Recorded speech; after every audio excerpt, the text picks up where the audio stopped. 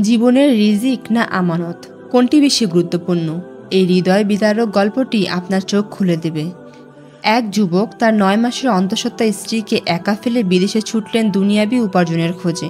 প্রসবের সময় যত এগিয়ে আসলো, স্ত্রী স্বামীকে ফোন করে মিনতি করলেন, আমার খুব ভয় করছে, তুমি কি একবারও আসবে না?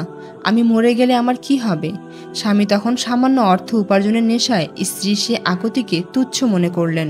বললেন, তুমি আল্লাহর উপর ভরসা রেখো আর অযথা দুশ্চিন্তা করো না, এখন ছুটি হবে না।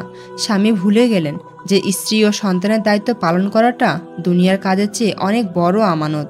এর ঠিক কয়েকদিন পর তাদের এলাকায় নেমে এলো এক ভয়াবহ প্রাকৃতিক দুর্যোগ। খবর এলো, বন্যার জলে ভেসে আসা এক গর্ভবতী মহিলার লাশ উদ্ধার হয়েছে। স্বামীর কানে বাজল সে সংবাদ, যেখানে রিপোর্টার বলছে মৃত্যুর ঠিক আগে মহিলাটি চিৎকার করে বাঁচার জন্য আকুতি জানিয়েছিলেন, কেউ আমাকে বাঁচাও, আমি গর্ভবতী। সে করুণ আর্তনাদ শুনে স্বামীর ভুল ভাঙল, কিন্তু ততক্ষণে অনেক দেরি হয়ে গিয়েছিল। তিনি বুঝলেন আল্লাহ তাআলা সবার রিজিকের দায়িত্ব নিয়েছেন, কিন্তু তিনি তার সবচেয়ে বড় আমানতকে অবহেলা করেছেন। মনে রাখবেন, আল্লাহর দেওয়ার রিজিক নিশ্চিত, কিন্তু আমাদের পরিবার পরিজন বা বান্দাহর হক নষ্ট করলে কিয়ামতের দিন এর কঠোর জবাবদিহি করতে হবে। দুনিয়ার ক্ষণস্থায়ী লোভে নিজেদের আমানতকে অবহেলা করবেন না।